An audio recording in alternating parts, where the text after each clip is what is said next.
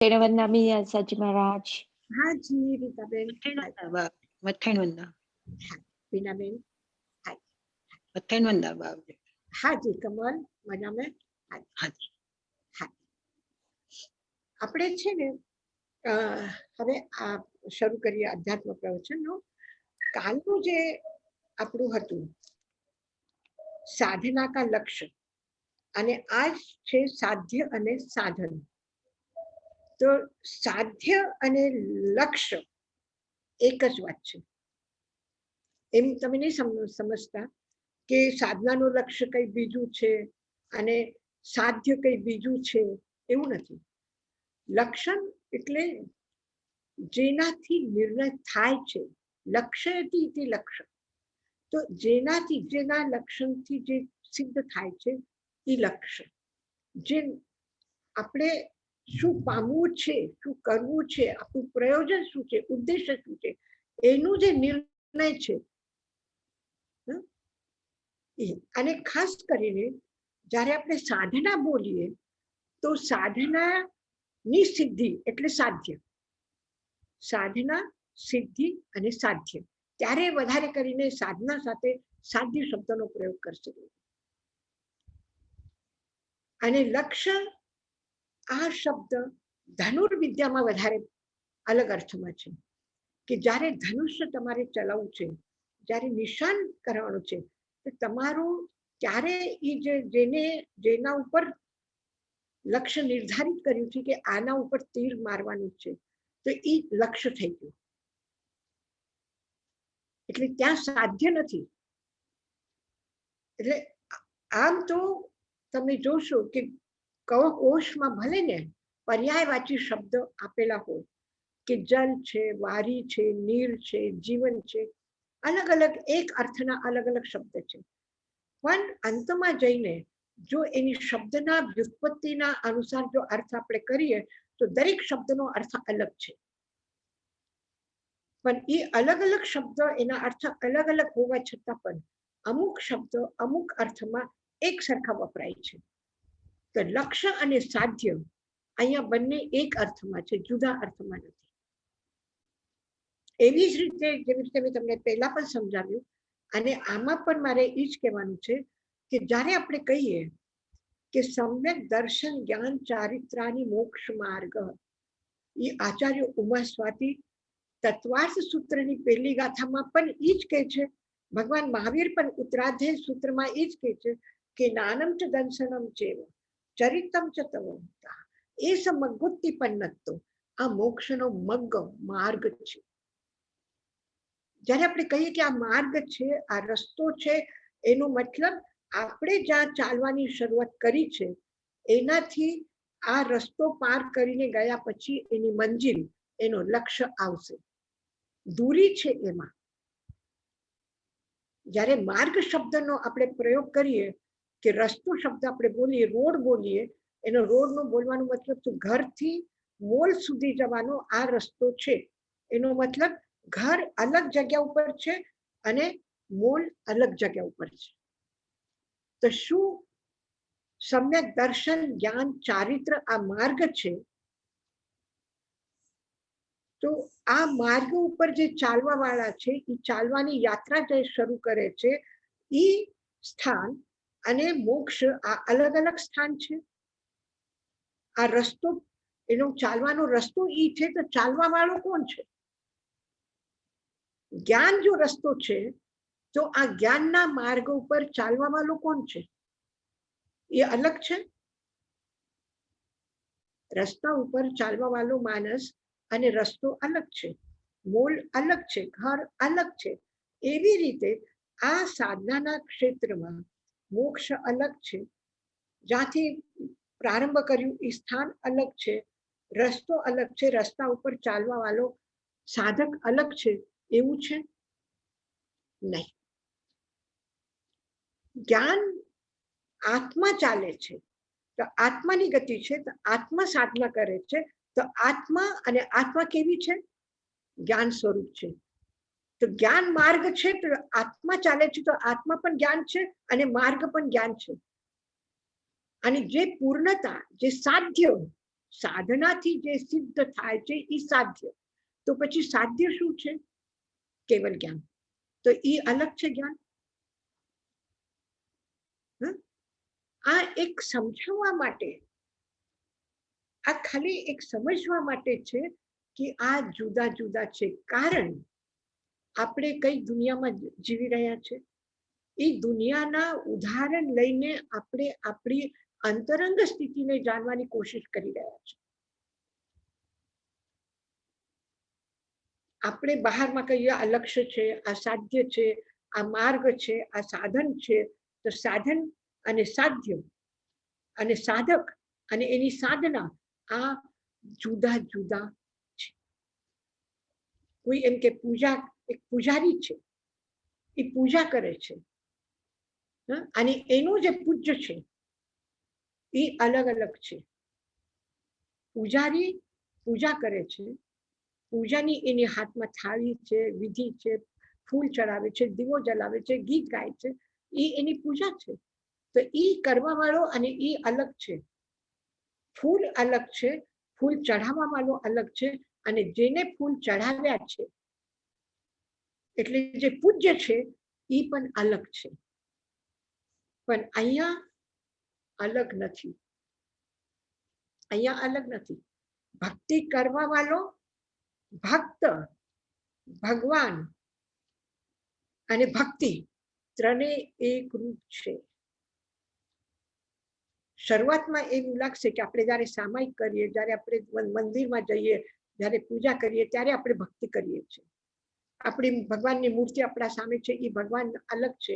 આપણા બોલેલા સ્તોત્ર અલગ છે, આપણે અલગ છે. આ બધું અલગ જોવામાં આવે છે બહારની દુનિયામાં. એટલે આપણે અંતરંગમાં પણ એમ સમજીએ છીએ અને સમજવા માટે એમ કહીએ છીએ કે આ જુદા છે. પણ હકીકતમાં આ જુદા નથી. હકીકતમાં આત્મા, હું આત્મા છું, હું જ્ઞાનમય છું અને હું સાધના કરવાની છું, કરી રહ્યા છું, કરી રહી છું, કરી છે. આ બધું એક જ છે. જે અતીતમાં હતું એ સાધક આજે હું છું, હું એ, અને પર્યુષણમાં જે હું સાધના કરીશ એ સાધક, એ એક જ છે, અલગ અલગ નથી. કાલે આપણે સ્વાધ્યાય કર્યો ત્યારે આપણે જ હતા, આજે આપણે સ્વાધ્યાય કરી રહ્યા છીએ એટલે આપણે જ છીએ, અને પર્યુષણમાં કરશું તો એ પણ આપણે જ છીએ. એમાં ફરક નથી પડ્યો. ફરક ક્યાં પડે છે? બહારની દુનિયામાં. બહારની દુનિયામાં જ્યારે બહારની દુનિયામાં કહ્યું, વિજ્ઞાન પણ કહે છે કે તમારા શરીરમાં હર ક્ષણ પરિવર્તન થઈ રહ્યું છે. તમે નાના હતા, હવે મોટા થઈ ગયા છો, ત્યારે તમારું વજન 10 પાઉન્ડ હતું, હવે 25 પાઉન્ડ થઈ ગયું છે. ત્યારે તમે 1 ફીટની હાઈટ હતી, હવે 5 ફીટનું થઈ ગઈ છે. આ બધું તમને ફરક દેખાશે અને જુદા લાગશે કે નાનપણમાં જુદા છે, અત્યારે જુદા છે અને આવતીકાલે જુદા થવાના છે. બધું ક્ષણિક છે અને એનું મજાક થઈ ગયું છે દર્શનશાસ્ત્રમાં કે એક વ્યક્તિ કરજો લે છે, કોઈના પાસેથી ઉધાર લીધા, 100 પાઉન્ડ કોઈના પાસેથી ઉધાર લીધા. આજે ઉધાર લીધા અને કાલે આપવાની વાત હતી, કાલે ન આપ્યા. એટલે એના પાસે માગવા જાય કે મેં તને 100 પાઉન્ડ કાલે આપ્યા હતા, તને આજે આપવાના છે તો તું આપી દે. તો એ શું કહેશે કે જેને આપ્યા છે એ નથી, આજે ક્ષણિક છે બધું, એ મરી ગયા, આજે એ નથી. જેને લીધા એ પણ નથી, જેને આપ્યા એ પણ નથી. તો કોણ કોના પાસે માંગે? કોણ આપશે પાછું કરજો? કોણ રિટર્ન કરશે? તો આખું વ્યવહાર એના ઉપર ચાલતું નથી, જિંદગી એના ઉપર ચાલતી નથી. એટલે આપણે બધું એક સમજીને અથવા અનેક સમજી. જૈન દર્શન જે છે, જૈન દર્શન શું કહેશે? એ નહીં કહેશે કે ખોટું છે, આ ક્ષણિક વાત ખોટું છે એમ નહીં કે, અથવા જે કાલે હતા એ આજ છે એમ નથી, એવું નથી, અને ખતમ થઈ ગયું એમ પણ નથી. પછી શું છે? પછી શું છે? બસ પર્યાય બદલાની, પણ દ્રવ્ય એને એ છે. કાલે પર્યાય જુદી હતી, આજે શરીરની પર્યાય જુદી છે. કાલે શરીર છોડી દેશે તો એ પર્યાય બદલાઈ જશે. પહેલા બીજા જન્મમાં હતા, આજે આ વર્તમાન જીવન જન્મમાં છે, મનુષ્ય ભાવમાં છે. પહેલા દેવલોકમાં હતા, હવે પાછા તમે મનુષ્ય ભાવમાં જન્મ લેશો કે તિર્યંચમાં જન્મ લેશો કે સ્વર્ગમાં જન્મ લેશો, એ ભાવ અલગ છે. પણ આત્મ તત્વ શું છે? જ્યારે સ્વર્ગમાં ગયા હતા ત્યારે પણ આત્મા ઈ જ હતી. આજે મનુષ્યમાં છો તો આત્મા ઈ જ છે. કાછા કાલે કોઈ તિર્યંચમાં જશું તો આત્મા ઈ જ છે. શું બદલાનું? તો કહેવા માટે આ પર્યાય બદલાઈ ગઈ. પહેલા મિથ્યાત્વ અવસ્થામાં હતા, સમ્યક્ત પ્રાપ્તિ થઈ એટલે સાધનામાં આવ્યા, સાધના શરૂ કરી એટલે આ પહેલા પ્રારંભ દેખાય છે. અને ત્યાંથી પછી ચોથા પહેલા ગુણસ્થાનમાંથી ચોથા ગુણસ્થાનમાં આવ્યા એટલે પહેલી સીડી ઉપરથી ચોથી સીડીમાં આવ્યા. હવે 14મી સીડીમાં જવાનું છે અને મોક્ષ પ્રાપ્ત કરવાનું છે. એટલે સીડીઓ દેખાય છે, એક પછી એક દેખાય છે, પણ તમારી અવસ્થા ઈ જ છે. સિદ્ધ કેવલ જ્ઞાન થયા પછી જે જ્ઞાનની અવસ્થા છે, અત્યારે જે આપણી અવસ્થા છે અને જ્યારે મિથ્યાત્વ અવસ્થામાં હતા ત્યારે જે અવસ્થા છે એ એક જ છે, એમાં ફરક નથી. અને સ્પષ્ટ કહ્યું છે કે જીવ સોહી સિદ્ધ, સિદ્ધ સોહી જીવ. જે જીવ છે એ સિદ્ધ છે અને જે સિદ્ધ છે એ જીવ છે. સિદ્ધની આત્મા અને આપણી આત્મા જુદી નથી, આત્મા ઈ જ છે. સિદ્ધનું જ્ઞાન અને આપણું જ્ઞાન જુદું છે એમ નથી. આપણે આવતા ભાવમાં કે ઈ ભાવમાં આપણે સિદ્ધ થઈ ગયા, તો સિદ્ધ થયા પછીની જે જ્ઞાનની અવસ્થા છે અને અત્યારે જે જ્ઞાનની અવસ્થા છે એમાં કોઈ ફરક નથી, કોઈ ફરક નથી. એનું જેટલું જ્ઞાન છે એટલું જ જ્ઞાન છે. એટલે આ વિશ્વાસ કરી લેજો કે હું પૂર્ણ જ્ઞાની છું. કોઈ કે તમે કેવલ જ્ઞાની છો તો શું કહેશો? કેવલ જ્ઞાની છો શું કહેશો? હા કે ના? હા પણ છે, ના પણ છે.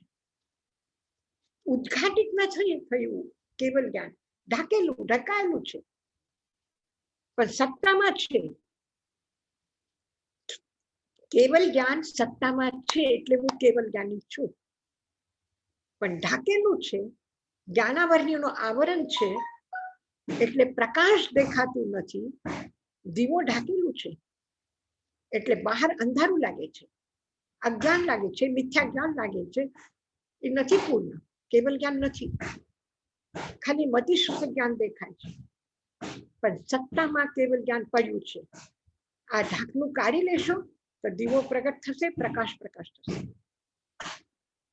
તો એટલા માટે આ સાધ્ય, સાધન અને સાધના અને સાધક એ જુદા નથી, આ બધા એક છે. ખાલી પર્યાયના હિસાબથી આપણે એને જુદા માનીએ છીએ, આપણે એને જુદું કહીએ છીએ. આવ્યું ધ્યાનમાં? એટલે એને જ આપણે જો દાર્શનિક ભાષામાં કહીએ તો નિશ્ચયના દૃષ્ટિથી આત્મા શુદ્ધ બુદ્ધ પ્રબુદ્ધ છે,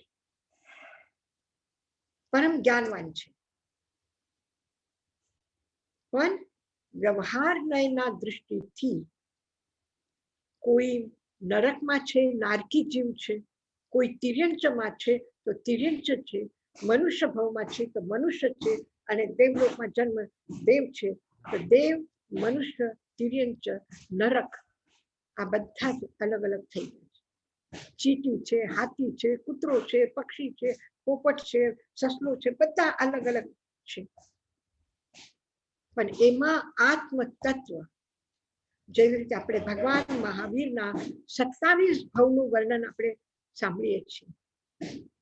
સમ્યક પ્રાપ્તિ પછીના 27 ભવનો, તો સમ્યક તો પ્રાપ્તિ જ્યારે મહાવીરને થઈ હતી નૈસારના ભાવમાં, તો સમ્યક તો પ્રાપ્તિ પહેલાની આત્મા,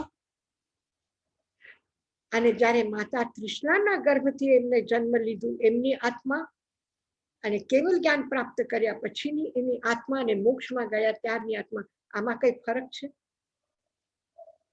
ફરક નથી. પણ 27 ભાવમાં 27 વખત આપણે દેખાશું કે આ મહાવીર નથી, આ નૈસાર છે, આ મરીચી છે, આ બ્રાહ્મણ છે, આ મુનિ છે, આ નરકમાં ગયેલા નારકી જીવ છે. અલગ અલગ નામથી એને આપણે ઓળખીએ છીએ. દરેક 27 ભાવમાં 27 અલગ અલગ નામ છે. પણ નામ અલગ થઈ શકે, સ્થાન અલગ થઈ શકે, અવસ્થા અલગ થઈ શકે. ક્યારે ક્રોધમાં આવીને, અહંકારમાં આવીને એ આત્મા કશાયથી આવિષ્ટ થઈને કોઈના કાનમાં ગરમ ગરમ શીશો રેડે છે. મારું અપમાન. શું અપમાન? કે મેં કીધું ને એને એ પ્રમાણે ન કર્યું. અને એ જ આત્મા એના કાનમાં કોઈ ખીલા ઠોકે તો પણ નથી કહેતા કે તું શું કામ મને દુઃખ આપે છે. ત્યારે શું કે છે? એ મેં જ કરેલું છે, એ મેં જ કરેલું છે. જો કોઈ એક વ્યક્તિ એમ કે તું અપરાધી છો, હું તને દંડ આપીશ, અને કાલે જઈને કે ના આ તો મારી જ ભૂલ છે, કેવું લાગે? સાચું બોલે છે ખોટું બોલે છે? સાચું બોલે છે કે ખોટું બોલે છે? ખોટું નથી બોલતા, ખોટું નથી બોલતા. જ્યારે એને કીધું તો અપમાન કર્યું છે અને ગરમ શીશો રેડે છે, એના કાનમાં ઓર્ડર આપે છે, આદેશ આપે છે અને કરાવે છે એના પાસેથી, ત્યારે જે એની આત્મા છે એ અવસ્થા અલગ હતી. એ અવસ્થાનો એનો ક્રોધ જે બોલે છે એ બોલે છે. પણ સાધના કરતા કરતા કરતા જે સ્થિતિમાં આવ્યા એ સ્થિતિ અલગ થઈ ગઈ. હવે એ સ્થિતિ અલગ થઈ ગઈ.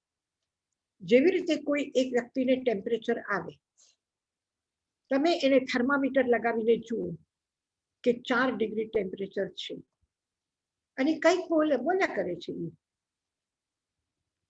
આપણે શું કહીએ? એ જે બોલે છે શું છે? કઈ ને ભાઈ ટેમ્પરેચર થઈ ગયું છે, તમને ઠીક નથી એટલે બોલે છે, એમને બોલે છે. અને ટેમ્પરેચર ઉતરી જાય, 1 કલાક પછી તમે એમને દવા આપી, એની પાણીની પટ્ટી રાખી માથા ઉપર, ટેમ્પરેચર ઉતરી ગયું, તો થર્મામીટર પાછું તમે જુઓ તો 98 ડિગ્રી ટેમ્પરેચર છે. તો જ્યારે 104 હતું ત્યારે અને 98 શું થર્મામીટર તોડી નાખશો તમે? ક્યાં બરાબર નથી. એવું બને? 1 કલાક પહેલા તો 98 હતો અને 1 કલાક પછી તો 94 થઈ ગયું, 14 થઈ ગયું. તો તોડી નાખશો થર્મામીટર? એ ખોટું બોલે છે. આ અવસ્થા છે, આ અવસ્થા છે. પણ આ વિસ્મરણ થઈ ગયું છે, આવરણ આવ્યા છે, એ ઉદ્ઘાટિત થાય છે એટલે ખબર નથી પડતી. એટલે આપણા જાણકારીમાં નથી, આપણા માહિતીમાં નથી કે આપણું પૂર્વ ભવ શું હતું અને આવતું ભવ શું થવાનું છે. એનો મતલબ કે એ નથી એમ નથી. એટલે ધ્યાનમાં આવ્યું કે સાધ્ય, સાધન, સાધના અને સાધક બધું એક અવસ્થા વિશેષ છે, અલગ નથી.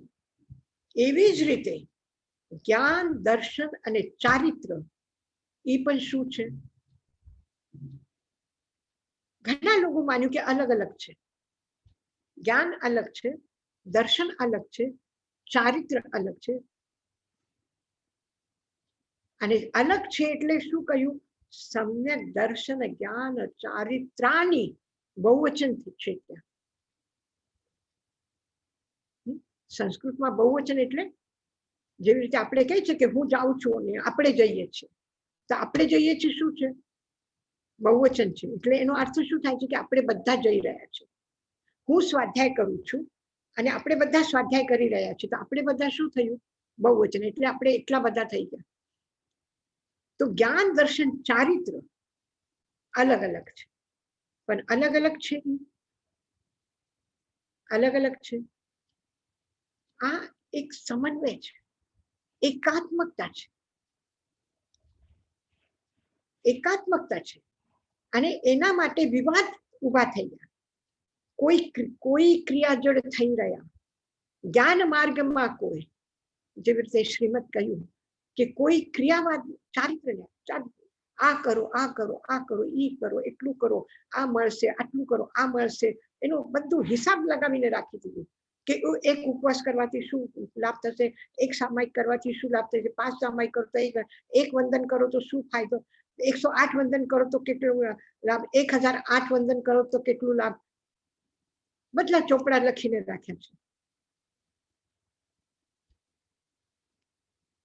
તો એકદમ જુદું જુદું કરી દીધું છે, હિસાબ કરી દીધો. પણ આ હિસાબ અહીંયા નહીં ચાલે. આ બહારની દુનિયામાં 2 + 2 = 4 થઈ જશે, પણ અહીંયા 3 પણ થઈ શકે છે અને 5 પણ થઈ શકે છે. 108 ની પણ જરૂરત હશે ને 1 ની પણ જરૂરત નહીં હોય. બાહુબલી કેટલા વંદન કર્યા? ક્યાં અટકી ગયા હતા? અટક્યા હતા મારે વંદન કરવા પડશે, મને પગે લાગવું પડશે, મોટા છે મારાથી, દીક્ષા પહેલા એને લીધી છે. અને જ્યારે એને સ્વીકાર કર્યો કે હા એ કઈ વાંધો નહીં, હું જઈને પગે લાગુ. કેટલા વંદન કર્યા? કેટલા વંદન કર્યા? પહેલા એ જ વાત કે મને હું પગે નહીં લાગુ. પછી પગે લાગીને કેવલ જ્ઞાન થયું? પગે લાગ્યા પછી કેવલ જ્ઞાન થયું નથી. શું થયું? શું થયું? જો હિસાબ કાઢો તમે કે આટલા કર્મ છે તો આટલો આ ભાવ બાકી છે, આટલા ભાવ પછી મોક્ષ થશે, આટલા ભાવને, તો આ હિસાબ, આ ગણિત અહીંયા નહીં. અહીંયા કોઈ ગણિત નથી. એક જ ગણિત છે, તમારા ભાવ. કોઈ પૂછે કેટલા ભાવ પછી મોક્ષ થશે, સમ્યક તો પ્રાપ્તિ પછી કેટલા ભાવ કરવા પડશે. ઠીક છે, કોઈના સમાધાન માટે બહુ પૂછા કરે છે, તો આ કહી દીધું 27 ભાવ, 3 ભાવ, 4 ભાવ, આ ભાવ, આ ભાવ. અને કેટલા ભાવ જોઈએ? અર્જુન માલિક જેવાને 6 મહિના સુધી 7 વ્યક્તિઓની રોજ હત્યા કરે છે, અને એ વ્યક્તિ 6 મહિનામાં કેવલ જ્ઞાન પ્રાપ્ત કરે છે. તો કેટલા ભાવ જોઈએ? કેટલા ભાવ જોઈએ? કેટલા ભાવ જોઈએ? ભરત ચક્રવર્તી એનાથી નારાજ થઈને 98 ભાઈ પોતાનો રાજ્ય છોડીને કે બાબા તું તારું સંભાળ, અમે ચાલ્યા, છોડી દીધું, માર્ગ બદલાવી દીધું, સંસારમાં નથી રહેવું, અમે દીક્ષા લઈ લીધી. અને છેલ્લે બાહુબલી પણ છોડી દીધું. યુદ્ધ કર્યા, અરીસા ભવનમાં જઈને ઉભા થઈ ગયા, મારા માટે મેં મહેલ બનાવ્યો છે. અને કેવલ જ્ઞાન ક્યાં થયું? કેવલ જ્ઞાન ક્યાં થયું? ક્યાં? ઈ જ મહેલમાં, ઈ જ મહેલમાં કેવલ જ્ઞાન થયું. અને જ્યારે કે બ્રહ્મદત્ત ચક્રવર્તી સ્વયં ચક્રવર્તીનો રાજ્ય ભોગે છે ને નરકમાં જાય છે. અને કુંથુનાથ, અરનાથ, શાંતિનાથ, એ 3 તીર્થંકર પણ ચક્રવર્તી છે. પણ ચક્રવર્તી હોવા સાથે સાથે તીર્થંકર થઈ ગયા, કેવલ જ્ઞાની થયા, મોક્ષ માર્ગ. કેટલાને મોક્ષનો માર્ગ દેખાય. તો બહારની આ દુનિયામાં આપણે જીવીએ છીએ, રહીએ છીએ, બધું છે, બધું ચલાવીએ છીએ આખું સંસાર. આ 9 અંકથી આપણે આખું સંસાર ચલાવીએ છીએ. બધી એકાઉન્ટની પદ્ધતિ આ 9 અંક ઉપર છે, 1 થી 9 સુધીના અંકમાં છે. પણ અંદરમાં એનું જરાય નહીં. અંદરમાં શું છે? એક વ્યક્તિ ખેતરમાં કામ કરે છે, કિસાન છે, ખેતરમાં કામ કરે છે. ત્યાંથી રસ્તા ઉપરથી 2 લોકો જાય છે, થાકી ગયા છે, ચાલતા ચાલતા પરસેવો પરસેવો થઈ ગયો, બહુ થાકી ગયા. અને હવે જલ્દી ઘર, જલ્દી ગામ આવી જાય, જલ્દી ગામ આવી જાય કરતા કરતા ચાલે છે. એક ઓલા કિસાનને પૂછે છે, હજી કેટલું લાંબુ છે, કેટલો ટાઈમ લાગશે અમને પહોંચાડતા? ત્યાં ઊભા થઈ ગયા અને પૂછે છે કે કેટલું ટાઈમ લાગશે અમને ગામમાં જતા? એ શું કહેશે? એ શું કહેશે? ભલે ને એ ગામ 3 કિલોમીટર ઉપર છે, તે કહી દેશે 3 કિલોમીટર. એ કઈ સમાધાન નથી. આ દૂરી ગમે તે હશે. શું જવાબ આપે? શું? ઓલો કિસાન કે છે કે ભાઈ થોડું ચાલ તો સહી, તો આગળ જા, આગળ ચાલતું કે આગળ. હું તો એ જ પૂછું છું, મને કેટલો ટાઈમ લાગશે, કે હું આગળ તો જઈ રહ્યો છું, કે તું ચાલ તો સહી, તારી ચાલ તો જોઉં હું, પછી હું તને જવાબ આપું. તમે કેવી રીતે ચાલો છો? ધીમે ધીમે પગલે ચાલો છો, કે દોડો છો, કે ભાગો છો? શું કરો છો? તમારી સ્પીડ શું છે ચાલવાની?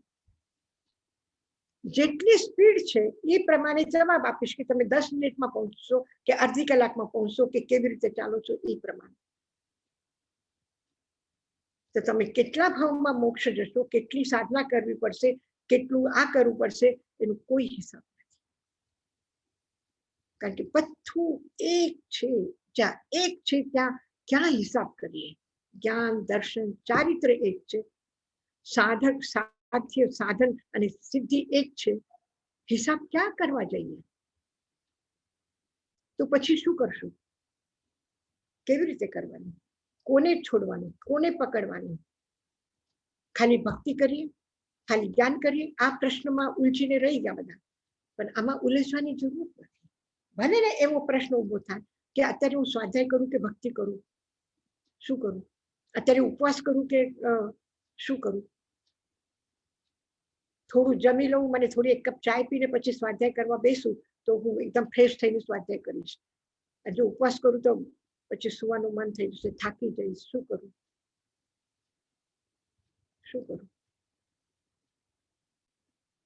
જે સમયે જે યોગ્ય લાગે, જે તમને અનુકૂળ હોય એ પ્રમાણે કરીને લક્ષ્ય ઉપર ચાલવાનું.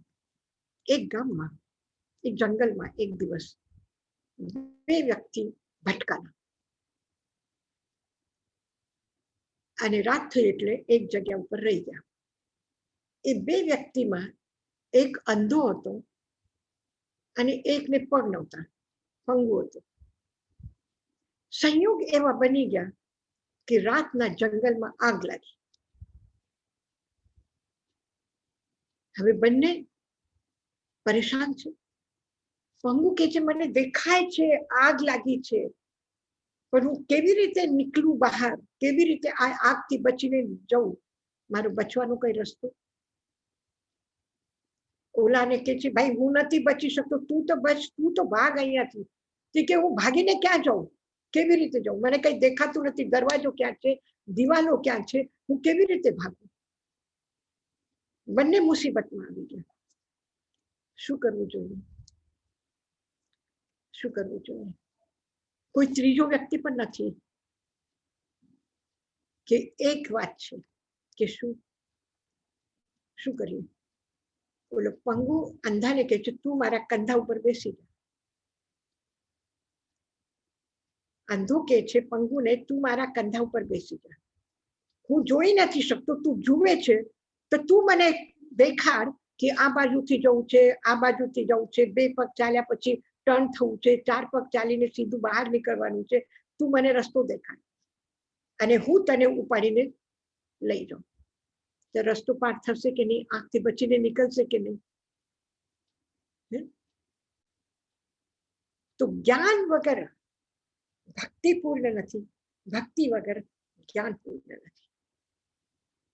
જેટલા આપણા આચાર્યો છે, પરમ દાર્શનિક, પરમ વિદ્વાન અને શાસ્ત્રાર્થમાં બીજા પરંપરા સાથે, બીજા ધર્મના જ્ઞાનીઓ સાથે શાસ્ત્રમાં વિજય પ્રાપ્ત કરેલા, અને જ્યારે વિહાર કરે તો જેટલા શાસ્ત્રાર્થમાં એમને વિજય મેળવ્યા છે એની ધ્વજાઓ એના આગળ આગળ ચાલે છે કે કઈ જગ્યા કોના સાથે શાસ્ત્રાર્થ થયું, કોણ હારી ગયું, કોણ જીતી ગયું, એ બધું લખેલી ધ્વજાઓ ચાલે છે. એવા આચાર્યો, આટલા જ્ઞાની આચાર્યો, અને એના ગ્રંથના પ્રારંભમાં શું હોય? શું હોય? પહેલું ગ્રંથ શરૂ કરો એમનો કોઈ પણ, સ્યાદવાદ મંજરી કરો કે સ્યાદવાદ રત્નાકર કરો કે અનેકાંજય પતાકર કરો, ગમે તે ગ્રંથ શરૂ કરો, શરૂઆતમાં શું છે? મંગલાચરણ હોય. મંગલાચરણ એટલે ભગવાનની સ્મરણ છે, ભગવાનની સ્તુતિ છે. અને પ્રારંભ જ નહીં, અંત પણ. અંત પણ શું છે, અને મધ્યમાં પણ શું છે, અને દરેક અક્ષર અક્ષરમાં શું છે. ગમે તેટલી વાત કરે છે સિદ્ધસેન દિવાકર કલ્યાણ મંદિર સ્તોત્રમાં કે આકરની તોપી મહિતોપી નિરીક્ષિતોપી. હે ભગવાન, મેં તમને ઘણા બધા સાંભળ્યા, ઘણું સાંભળ્યું મેં તમારે. મહિતોપી, તમારા મહિમાનમાં ઘણા ગાન કર્યા મેં. નિરીક્ષિતોપી, ઘણા મેં દર્શન કર્યા તમારા.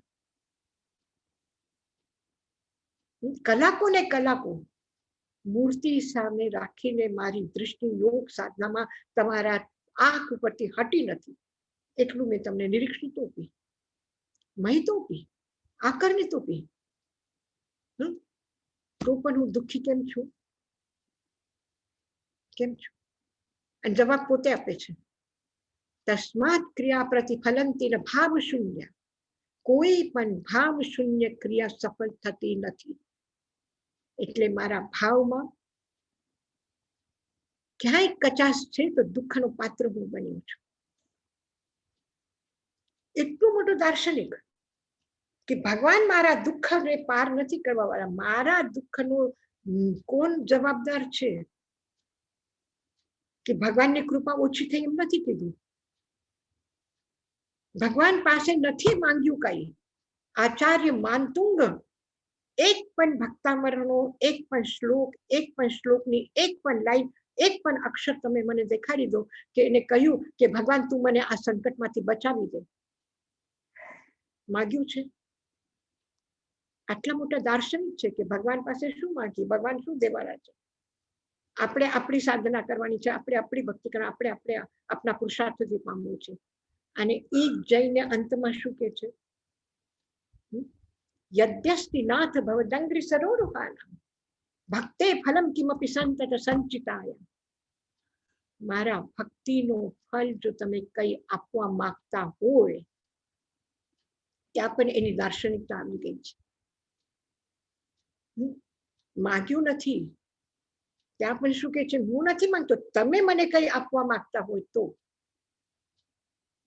તમે કોઈને કહો જો તમારે દેવાનું હોય તો, એનો મતલબ શું છે?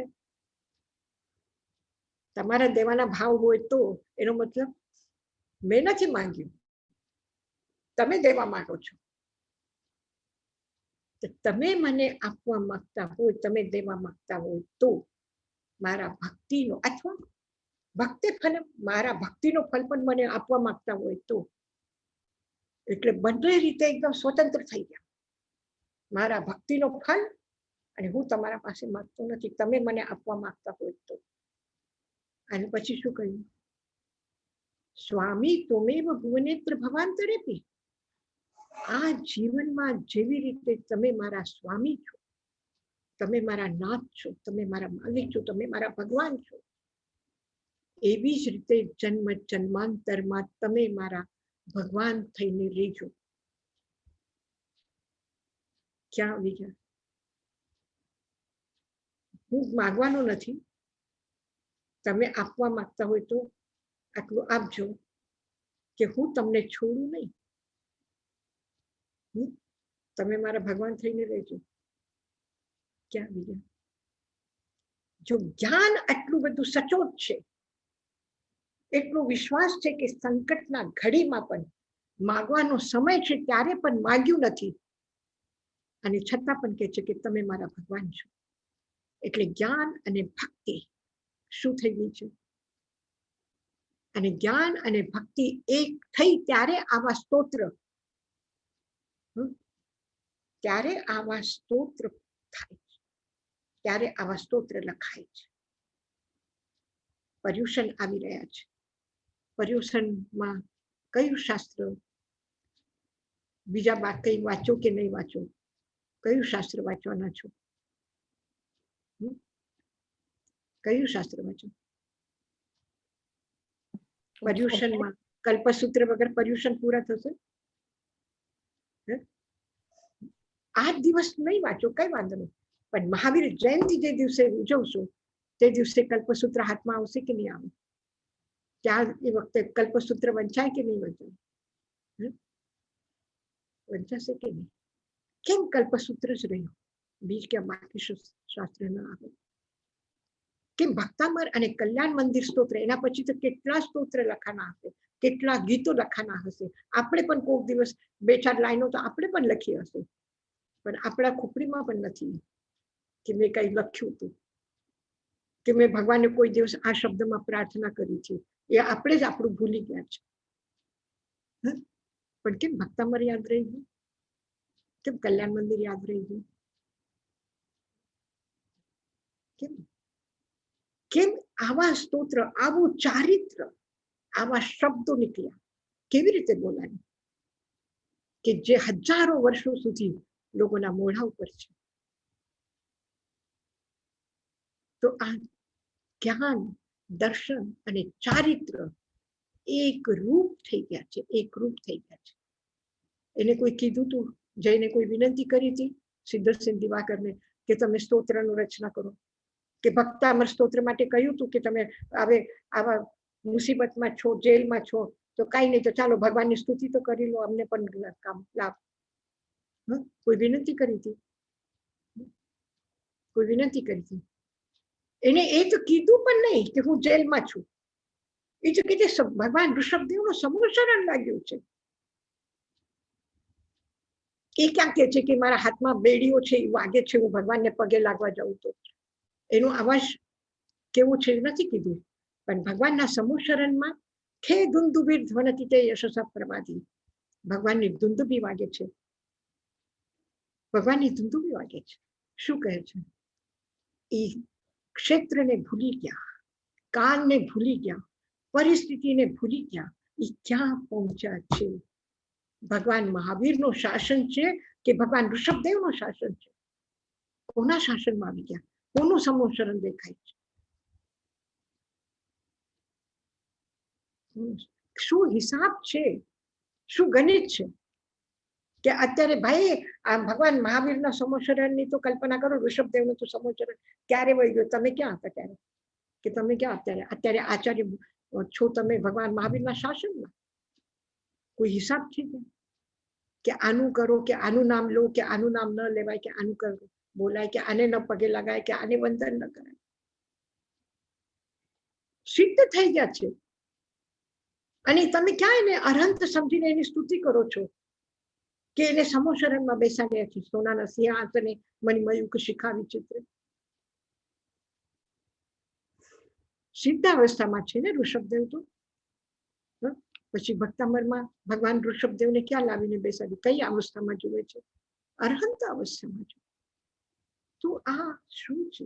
આ ગણિત એ તો ભક્તિ અને ભાવમાં જે થાય છે એ થાય છે, અને એ થાય છે જ્ઞાન, દર્શન અને ચારિત્રની એકરૂપતામાં.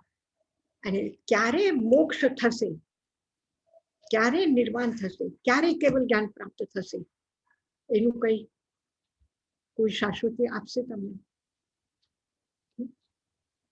આપણું વિશ્વાસ એક વખત નિર્ધારણ થઈ ગયું કે હું આત્મા છું, હું જ્ઞાન સ્વરૂપ છું, હું પરમાત્મા સ્વરૂપ છું, મારી આત્મા મહાન છે, આ દ્રઢ નિશ્ચય, આ દ્રઢ વિશ્વાસ, એનો બોધ અને ઈ સ્વરૂપમાં રમન, ઈ સ્વરૂપમાં રમન. હવે હું કોઈના બે શબ્દનો જવાબ ચાર શબ્દમાં અવસ્થા નથી મારી રહી કે હું એ ક્રોધના સામે હું ક્રોધ કરું. કોઈ મારી અપમાન કરે તો હવે હું એ અવસ્થામાં નથી કે હું એનો અહંકારથી ગ્રસ્ત, ક્રોધથી આવિષ્ટ થઈને એને કટુ શબ્દના પ્રયોગ કરીને બોલું. હું છું જ નહીં ત્યાં, હું છું જ નહીં ત્યાં. ક્યાં પહોંચ્યા છે?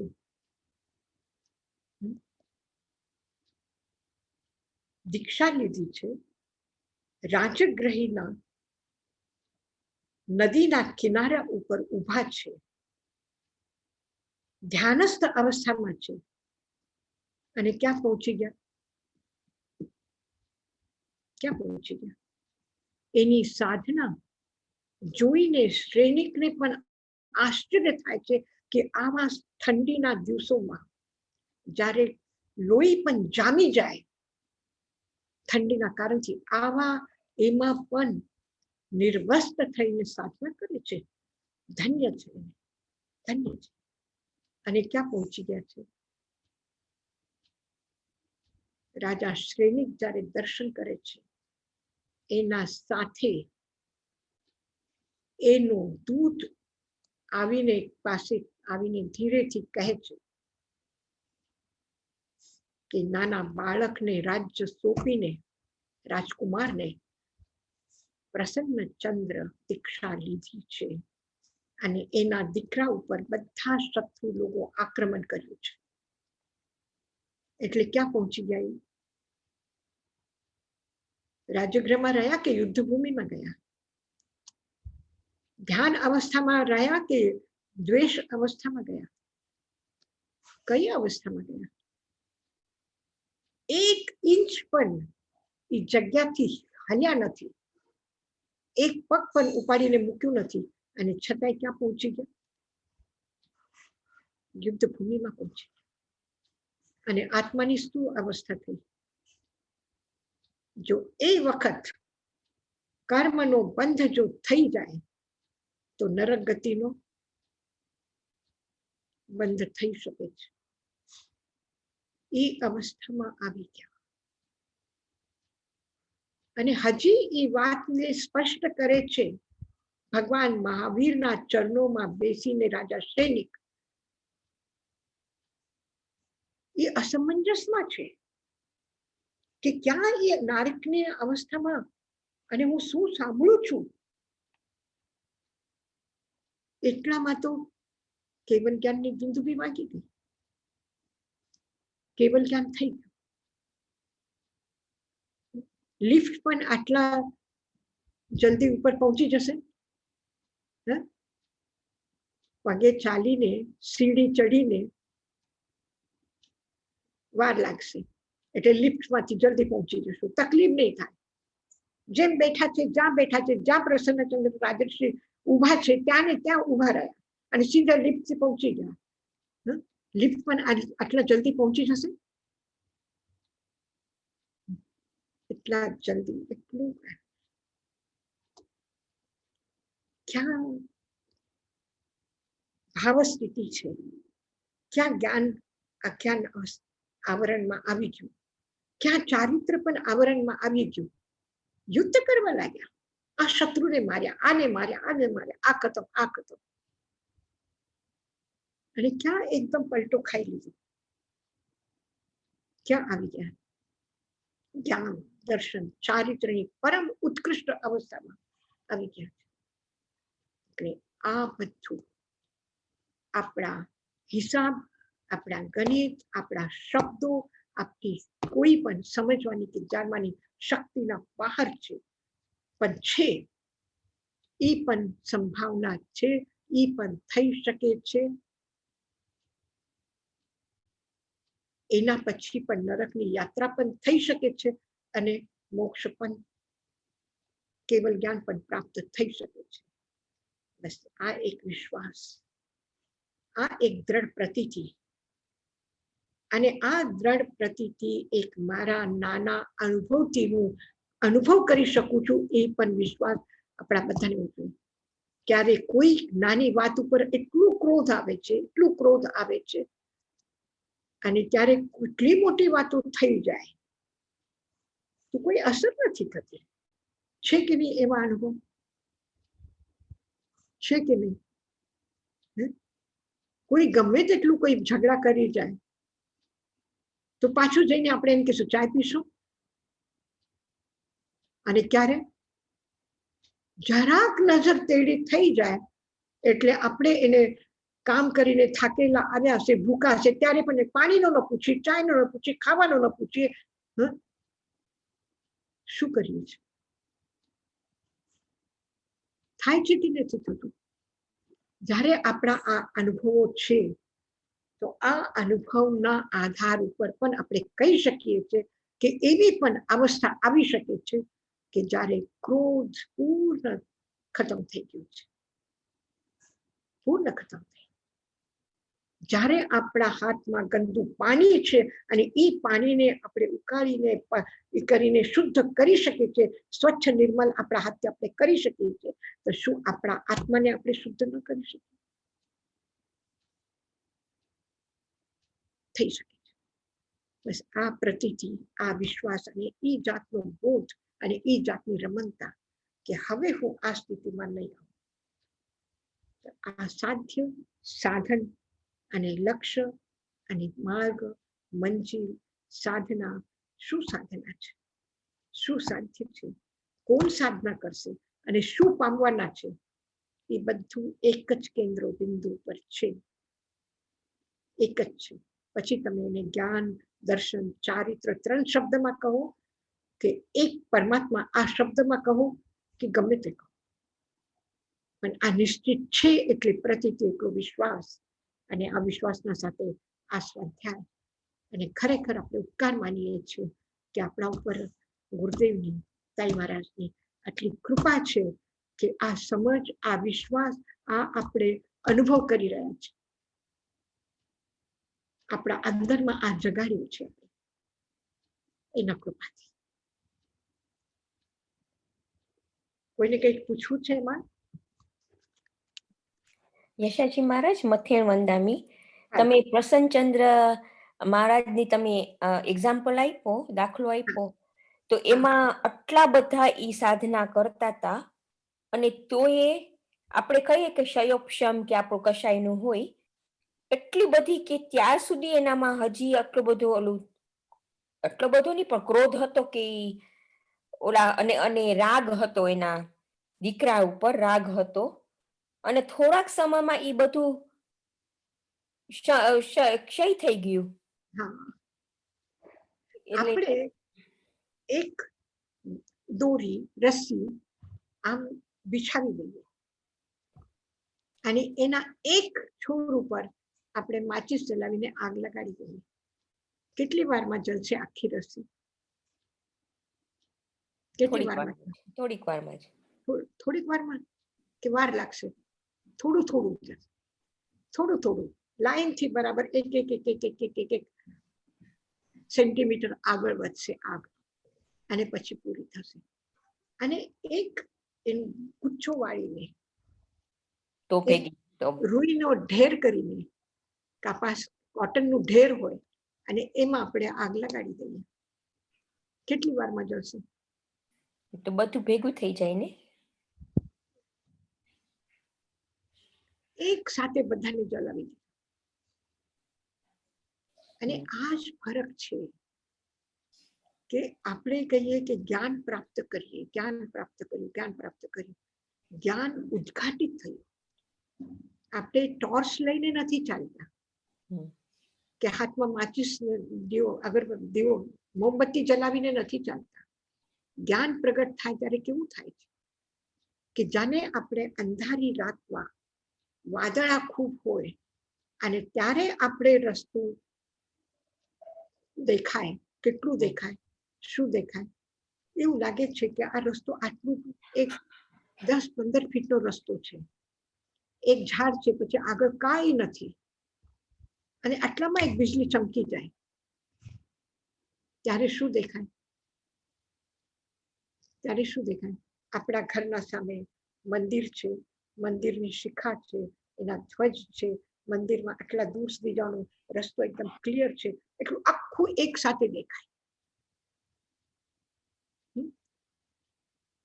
તો આ જ્યારે એ જ્ઞાન પ્રગટ થાય છે ત્યારે એ દીવો લઈને ચાલે કે થોડો અંધારો બાકી રહે થોડું પ્રકાશ થાય એવું નથી હોતું. એ એક સાથે આવરણ હાથી જાય એટલે એક સાથે બધું દેખાય. એટલે વાત બદલાતી નથી. પહેલા આપણે શું કહ્યું જ્યારે અંધારામાં હતા ત્યારે કે અહીંયા ખાલી એક ઝાડ છે, બસ બીજું કાંઈ નથી. આ ખાલી રસ્તો 10 ફીટનો જ છે, કાંઈ નથી આગળ. અને જે વીજળીના પ્રકાશમાં, વિદ્યુતના પ્રકાશમાં એક સાથે એને દેખાનું, તો એને શું દેખાય છે? એને એક 10-10 કદમ ચાલ્યા પછી એના નિર્ણય બદલાય છે, એની વાતો બદલાય છે કે 10 ફીટ પછી ગड्ढો આવ્યો, 10 ફીટ ચાલીને જઈને પછી જુએ છે કે ગड्ढો આવ્યો છે. ફરક સમજાણો? તમે હાથમાં ટોર્ચ લઈને જાઓ રૂમમાં તો બેડ દેખાય છે, પછી થોડું હજી આગળ ચાલો કે અહીંયા આ રૂમમાં ખાલી એક બેડ છે, બીજું કાંઈ નથી.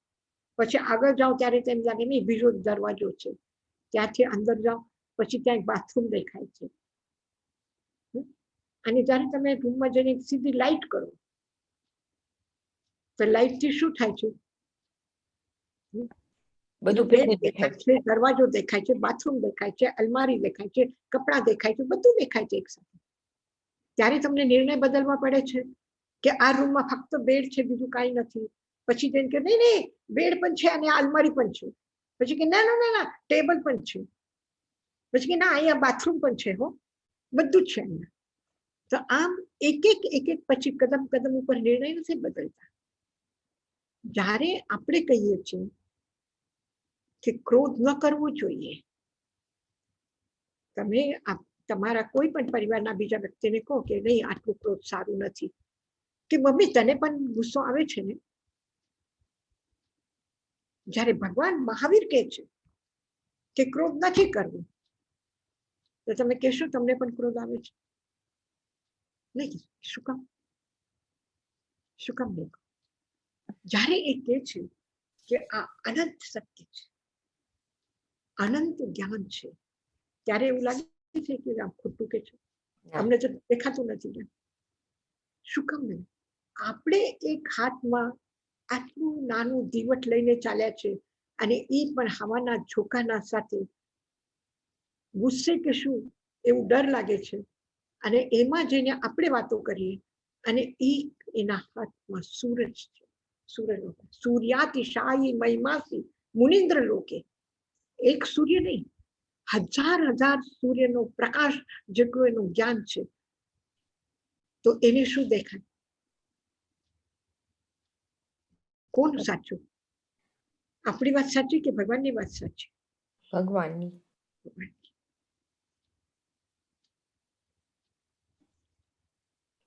અને તમે બીજો આપણને વાત કરી ની તો બહુ જ લોજિકલ મેક સેન્સ કે ગણિતને આત્માનું આધ્યાત્મિક આપણે કરતા એમાં ગણિત હોવું જ ના જોઈએ. એટલે આપણે બધું ગણીને કરીએ ને એ ભાવ વધારે ઇમ્પોર્ટન્ટ છે. કોઈના માટે ભગવાનની ભક્તિ કરવી હોય, કોઈને કઈ આપવું હોય, કોઈના માટે કઈ કરવું હોય, આપણા તાઈમારા કે છે ને કે માળા ગણીએ, કેટલી માળા ગણવી છે, આટલી માળા ગણો તો આ ને આટલું. તો કે તમે તમારા પ્રિય વ્યક્તિને, તમારા દીકરીને, દીકરાને, માને, પિતાને બધાને યાદ કરો છો. તો શું ગણીને યાદ કરો છો? હાથમાં માળા લઈને યાદ કરો છો? કેવી રીતે યાદ કરો છો? હર ક્ષણ, હર પલ, હર વસ્તુમાં, ઘરમાં કઈક પણ વસ્તુ તમે તમારા હાથથી બનાવી હશે તો યાદ કરશો કે આ ભાવતું તો એમને, આ એને ભાવે છે, આ એને ગમે છે. બજારમાં જાઓ, કઈ વસ્તુ લો, એમાં દેખાય તો એ પણ વસ્તુ તમે લઈ લેશો. ના એ એને ગમે છે, હું એને આપીશ. કરો છો કે નહીં? ત્યારે ગણતરી છે તમારી. ગણતરી છે ત્યાં? ના.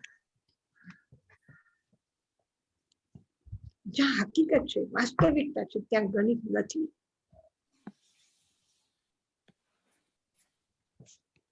થેન્ક યુ યશાજી મહારાજ.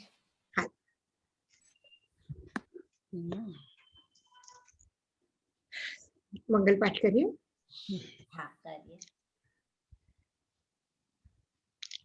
જ્ઞાતા જ્ઞેય જ્ઞાન તીનો એક જ છે. હા, જ્ઞાતા જ્ઞેય, જ્ઞેય અજ્ઞાન. જ્ઞાતા જ્ઞાન અને જ્ઞેય. હા, દ્રષ્ટા દ્રષ્ટિ. દૃશ્ય હા, અને દૃષ્ટિ. દ્રષ્ટિ. ભગવાન, ભક્તિ. ભક્ત અને ભક્તિ. ભક્તિ.